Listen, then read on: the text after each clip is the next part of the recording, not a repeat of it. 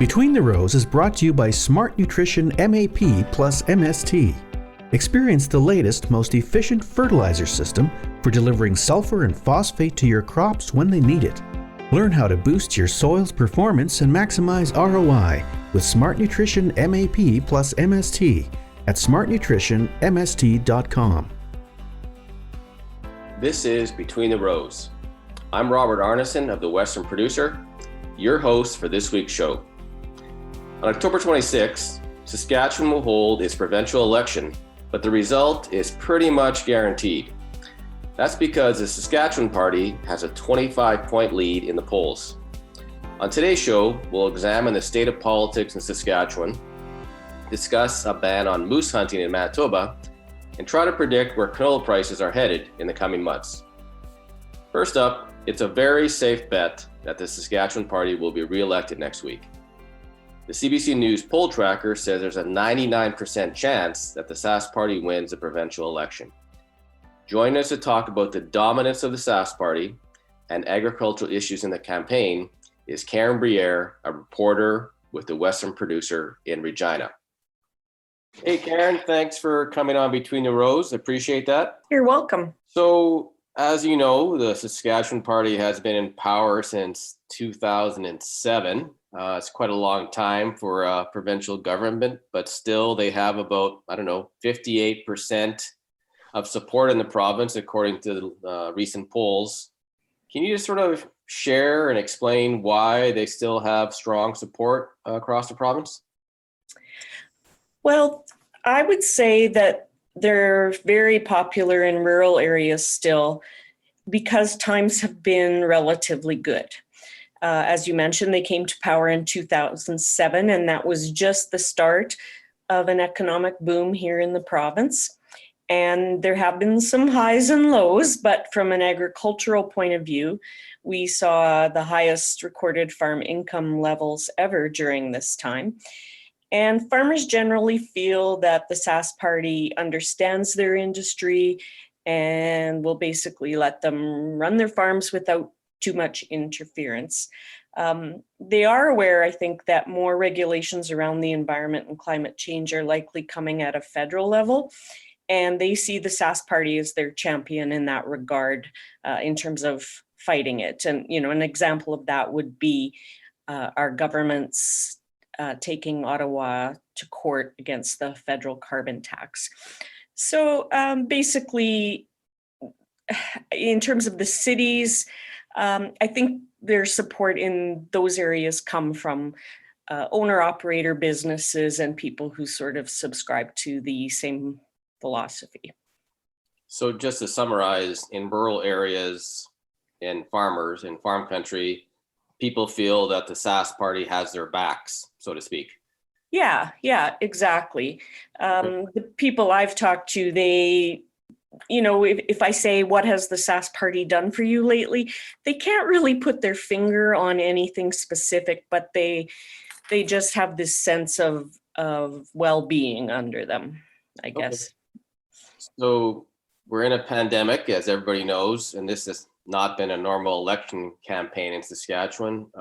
What sort of ag issues or rural issues have popped up during the campaign? In terms of agriculture, really nothing. There have been no specific campaign announcements from any party on what they would do for the industry specifically. There are nods to the industry in the NDP platform document, in which they said they would, if they formed government, reduce crop insurance costs for new farmers and ante up the approximately $20 million required to remove the reference margin limit from agri-stability. But the Sask Party's platform basically relies on its record on agriculture and notes that it has growth plan targets to increase crop and livestock receipts and production, but doesn't really offer any new ways to do that. In terms of broader rural issues, the number one issue that's come up has been internet and cell phone service, which is spotty everywhere.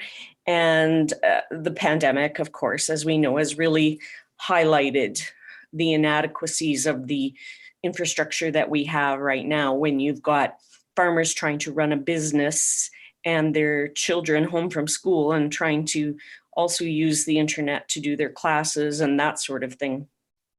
So, parties have all at various times promised to fix that. And we'll see, I guess. SaskTel is increasing the number of towers it's putting up this year, but will it fix the whole problem? I don't know. Okay. So it sounds like in terms of ag issues in Saskatchewan, the issues are more national things like the carbon tax and as well, international trade disputes and access to markets, that sort of thing, I'm guessing. Yeah, and I mean, that's just a function of the way we work in agriculture now with the 5-year federal provincial agreements on business risk management and those sort of things.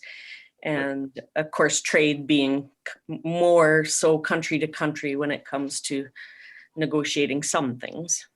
Okay.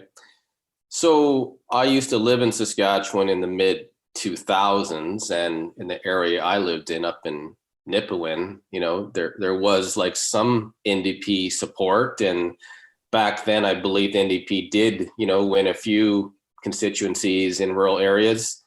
Does NDP have any shot of winning some rural ridings in 2020? I would say nope. Okay. And they haven't even tried really to make up any ground in rural areas during this campaign. Their stops have focused on the battlegrounds of Regina, Saskatoon, Moose Jaw, and Prince Albert. Because of how the 61 constituencies are distributed, these places will determine the size of the Sask Party majority.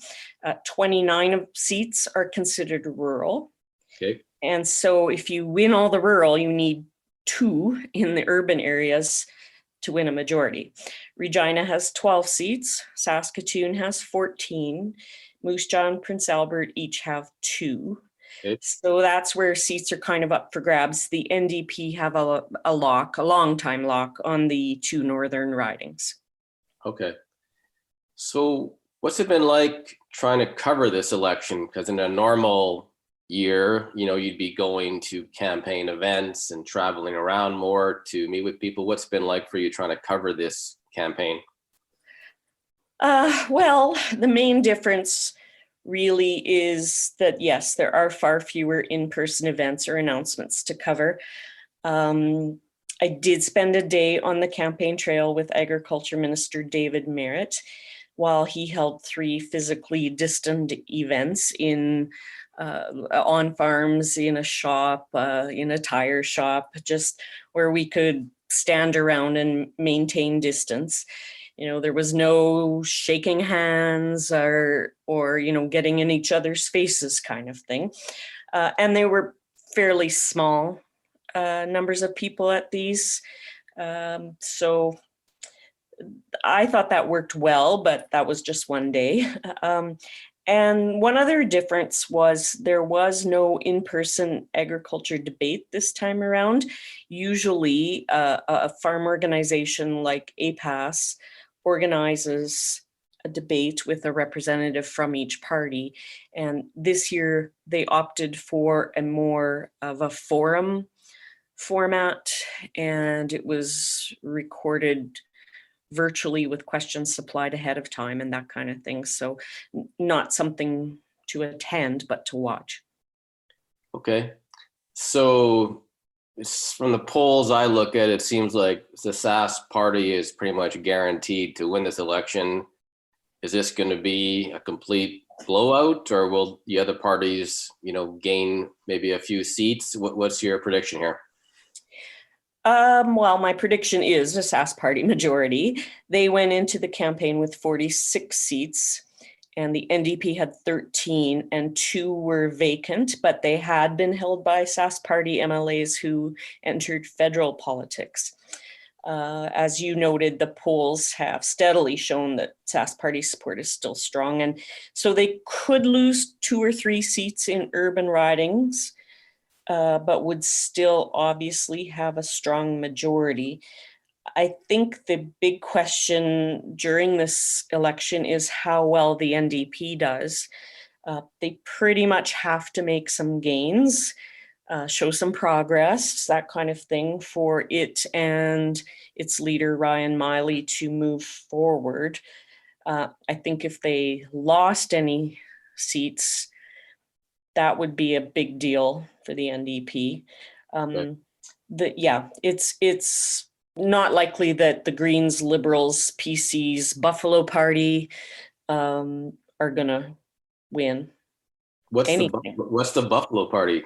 The Buffalo Party is the independent party, the party that wants to separate Western Canada from Canada.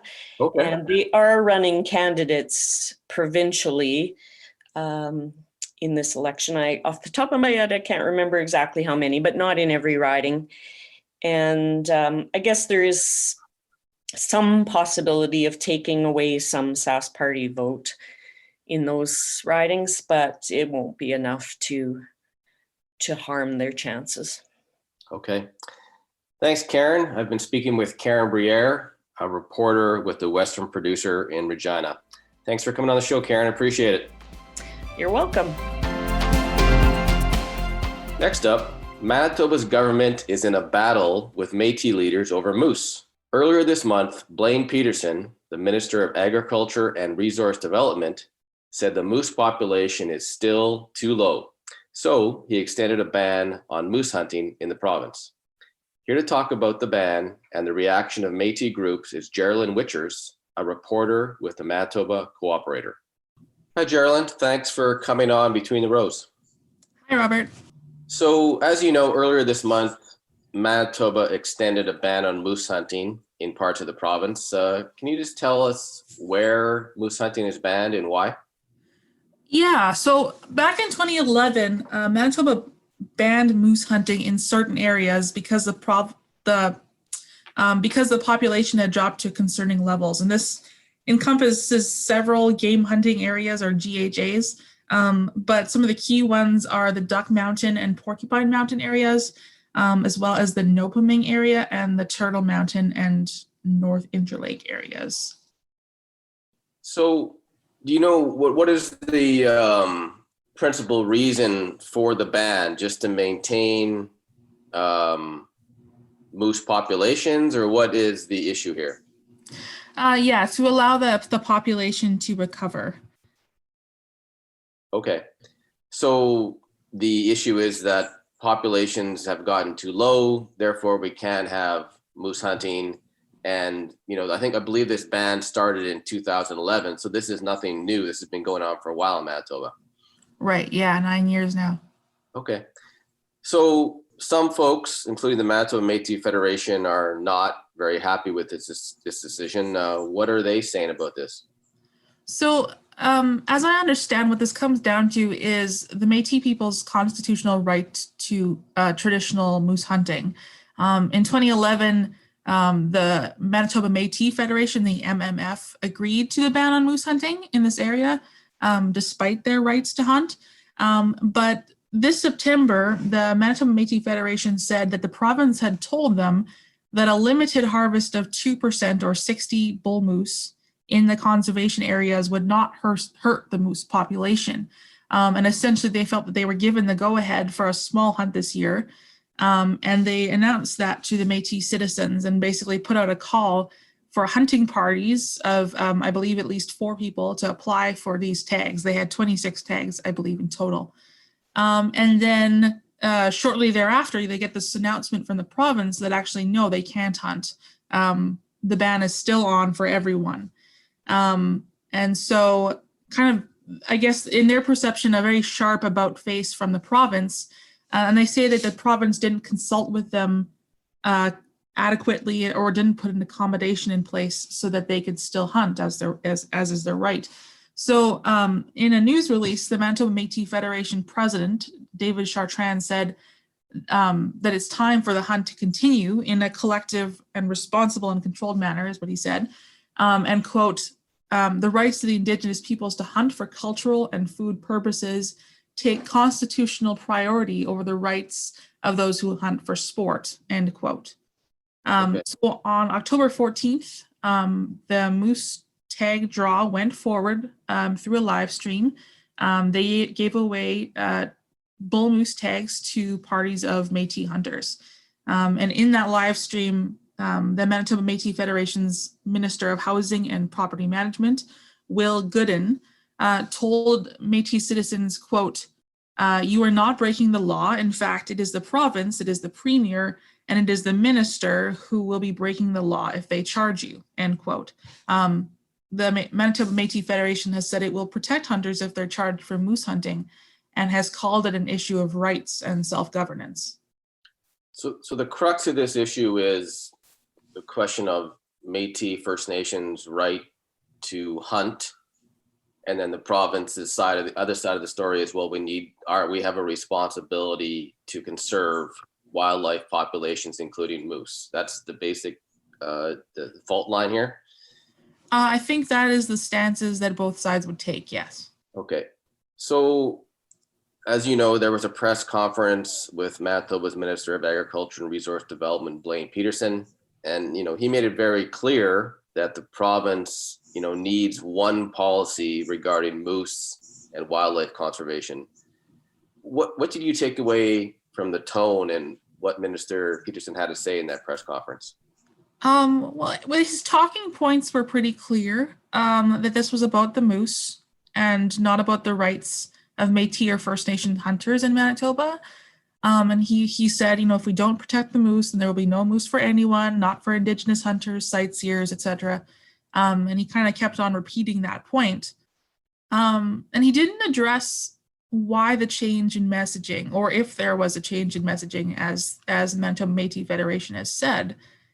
He just said the province had consulted with the Manitoba Métis Federation about the ban and had records of doing so, and just stuck to a message of it's all about the moose. He kept on saying, it's all about the moose. Right. And in some ways, that's exactly what I would expect from this provincial government. They're not really known for being exceptionally forthcoming. I guess it's kind of understandable that the Manitoba Métis Federation would be frustrated with them. What did you take from that, Robert? I think you were at that press conference as well. Yeah, I think there's more going on here in that there has been quite a few confrontations in the last couple of years between the progressive conservative government of Manitoba and the Manitoba Métis Federation. And there's been a lot of nasty words exchanged in the media back and forth.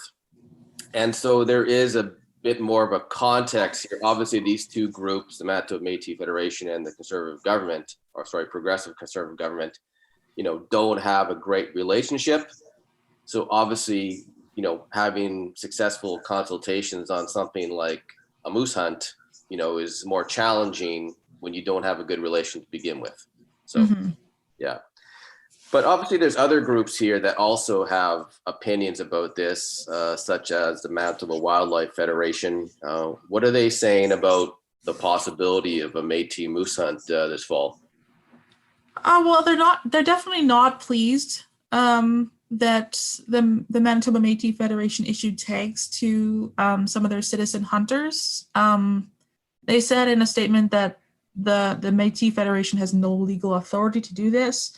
And that all user groups need to abide by one management strategy.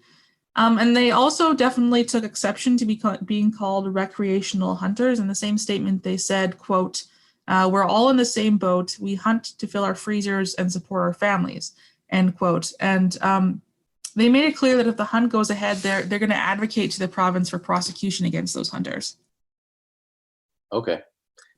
So we have some groups saying there needs to be this needs to be fully prosecuted and people have to be charged if there's a moose hunt. And then of course the Manitoba Métis Federation is saying, well, you are in the legal right. You can go ahead. You're fine, sort of thing. So there's sort of like some large legal questions here about whether or not this is something the Métis people can actually do or not. Yeah. Okay. So This story is obviously somewhat connected to what's happening in Nova Scotia right now with the issues between Indigenous lobster fishermen and non-Indigenous fishermen. What will you be watching for in the coming weeks regarding this moose hunt? Are you thinking there might be confrontations between groups like the Manitoba Wildlife Federation and Métis hunters? What are you expecting?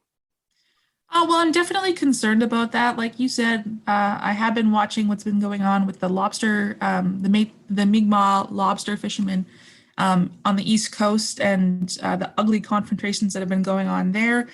And of course, there's been nothing to suggest that's going to happen here. But at the same time, the Manitoba Métis Federation has been very open about what they're doing. They've issued these tags to their hunters, and so I will definitely be looking for if anyone ends up interfering with these hunts in some way, be it, non-violent interference, like scaring away game. I don't really know. Are we going to see conservation officers attempt to stop them? Are we going to see non-Indigenous hunters interfere? I'm certainly concerned and hope this comes to a peaceful and productive resolution. Also, I am curious if any other groups are going to follow suit. The Southern Chiefs organization has given its support to the Manitoba Métis Federation and also spoken out against being banned from moose hunting. But I have seen nothing to indicate that they are going to be going forward with their own moose hunt. And then also very shortly on the heels of the moose hunt ban, and then also at the same time, the government announced the passing of a new law that added restrictions to night hunting. Mm-hmm. And made that explicitly illegal. And very short on the heels of that, they put on a news release saying that they had already caught hunters under those laws. So I'm kind of curious if they're going to be as quick to toot their own horns when it comes to moose hunting bans. Okay. Thanks, Geraldine. I've been speaking with Geraldine Witchers, a reporter with the Manitoba Co-operator, about a ban on moose hunting in Manitoba. Thanks, Geraldine. Yeah, you're welcome.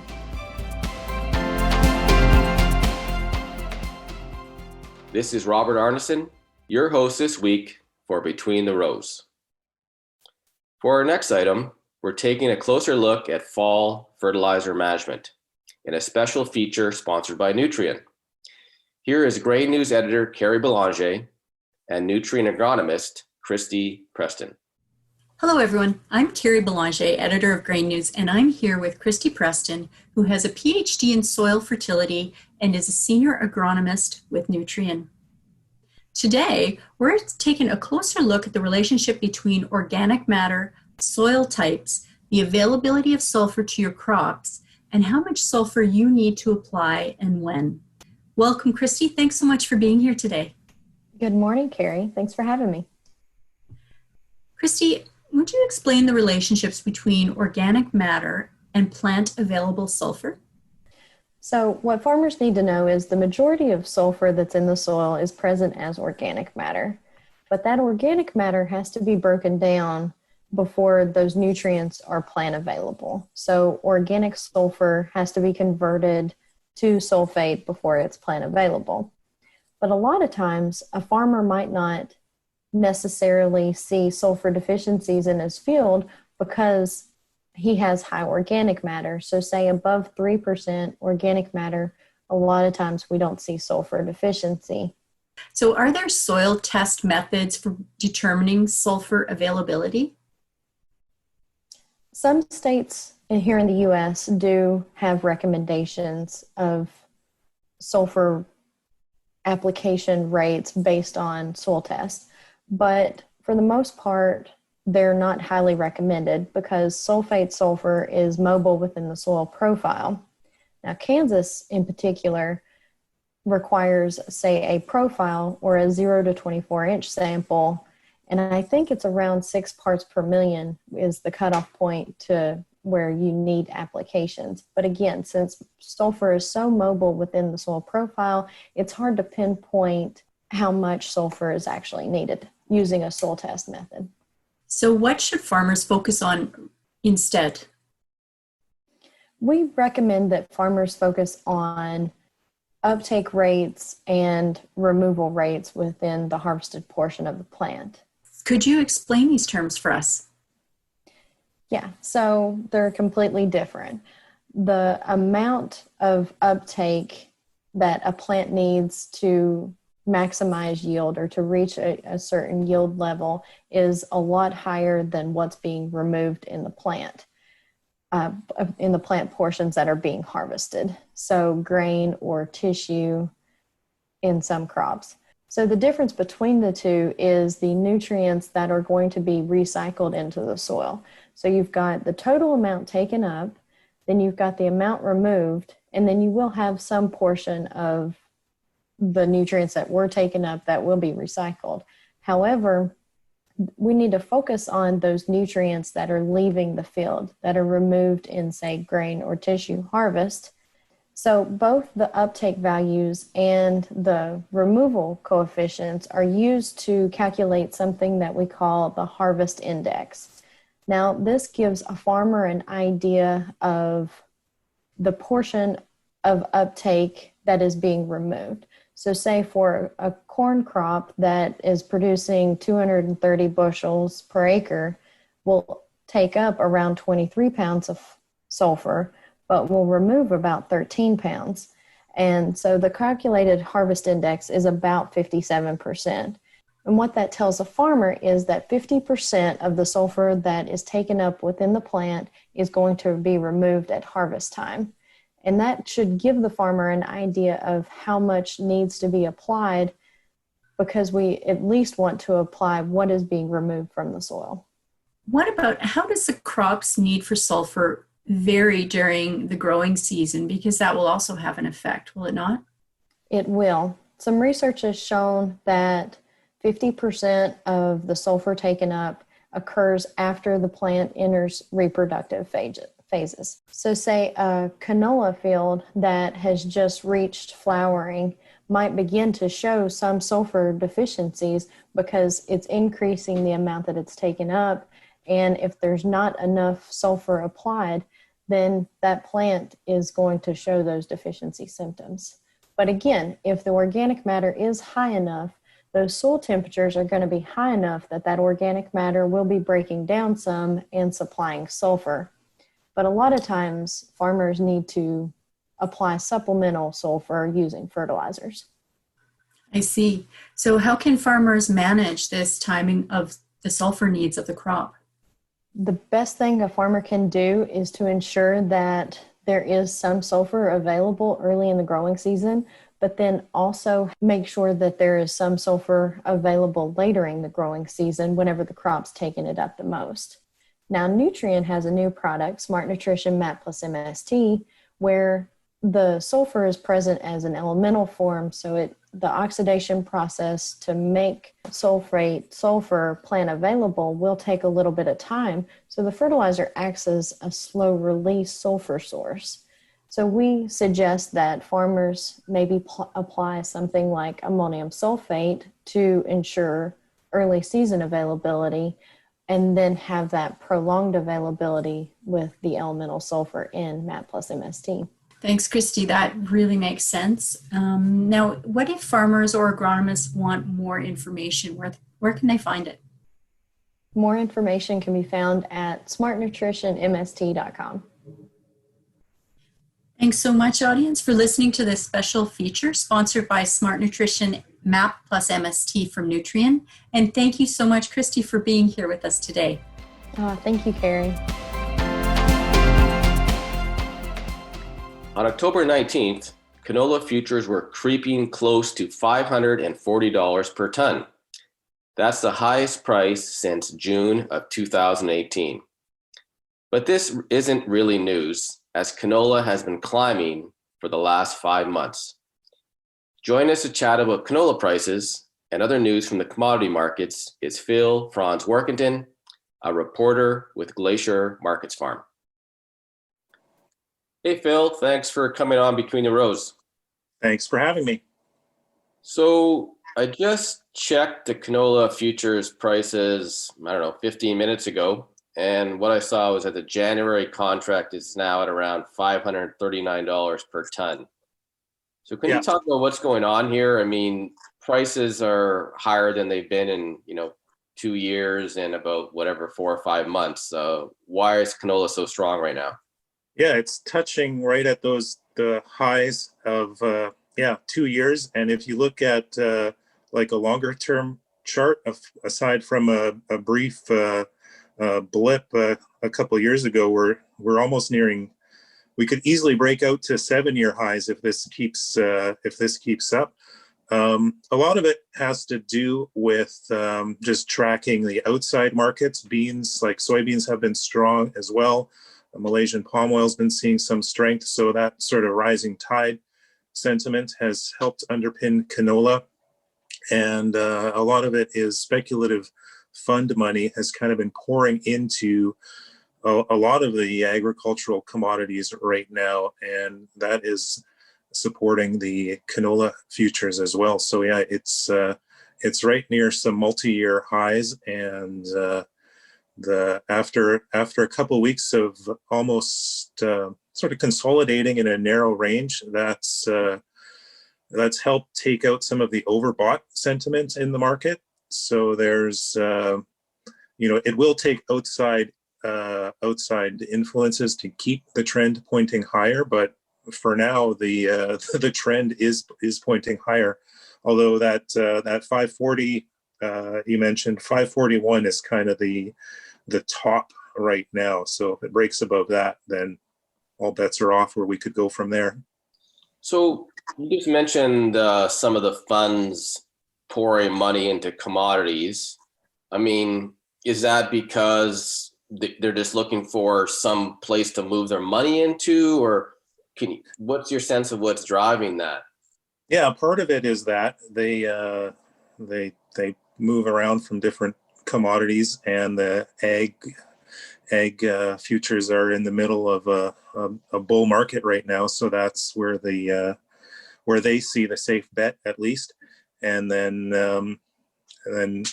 also it has to do with just the underlying fundamentals are supportive for as far as canola is concerned. A lot of the story is soybeans, but canola on its own is also seeing some solid fundamental demand. Exports are running ahead of the best they've done in a few years, if not ever to date. The first couple months of the crop year, we've seen steady export movement. The domestic crush is going full steam ahead as well, so the demand is there for canola underpinning things.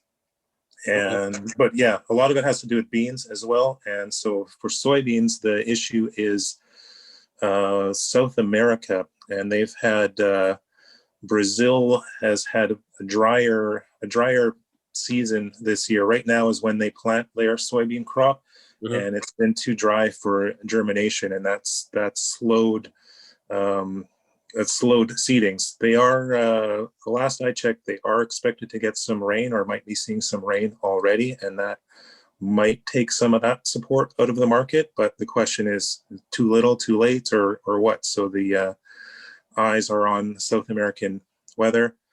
And on the demand side for soybeans, it seems almost every day, every other day, there's a new sale, U.S. selling soybeans to China. So China's back buying U.S. beans, and they're showing a lot of strength right now. So can we talk about that for a second? So I mean, my understanding is that China's pig herd is much smaller than it was a couple of years ago. Therefore, they should be buying less imported beans and imported feed. Why are they still buying beans? Like, what's driving that? Well, part of it is, to my understanding, the African swine fever did decimate their hog herd, but it is coming back at a quicker than expected pace. So their hog industry is recovering from that African swine fever better than they had expected. So there's more pigs eating more soybeans and corn earlier than had been expected. That's part of it. there's the whole kind of trade deal stuff with the states, and they, agreed to buy X amount. That deal is not the most solid of deals, so that may not have much to do with it, but that is kind of in the background, that at least on paper they said they would buy soybeans. So yeah. All right, so let's move on to wheat futures. So wheat futures, I was looking at prices in Chicago, are also quite strong right now. Where is the Chicago market at right as of today? Yeah, the Chicago futures are, they're over $6, I think like $6.30 or something even. And they're trading well above the Minneapolis spring wheat futures and above the Kansas City futures. So that in and of itself is, often Chicago's the cheaper of the wheats, but it's been strong. It's been showing a lot of strength, and some of that same as with the oil seeds fund money coming in for Chicago. The Minneapolis still has a net short from the fund position, but also it has to do with just dryness in a number of wheat growing areas of the world. The U.S. plains, they're on the dry side as their winter wheat is being seeded there, and more importantly, Ukraine, Black Sea region, that's been getting a lot of play in the futures lately. That it's too dry for their winter wheat crops as they're going into dormancy. So that's kind of been the catalyst for some of the strength. But at the end of the day, there's no real shortage of wheat in the world. So the how long wheat can keep going higher remains to be seen, I would think. Right. Well, Phil, I can hear my dog barking in the background here, trying to get in. So we better cut this short, but thank you for coming on Between the Rows. I've been speaking with Phil Franz Workington, a reporter with Glacier Markets Farm. Thanks, Phil. Thanks for having me. That's it for this week's edition of Between the Rows. I'm Robert Arnason of the Western Producer. Thanks for listening. Between the Rows is brought to you by Smart Nutrition MAP plus MST. Experience the latest, most efficient fertilizer system for delivering sulfur and phosphate to your crops when they need it. Learn how to boost your soil's performance and maximize ROI with Smart Nutrition MAP plus MST at smartnutritionmst.com.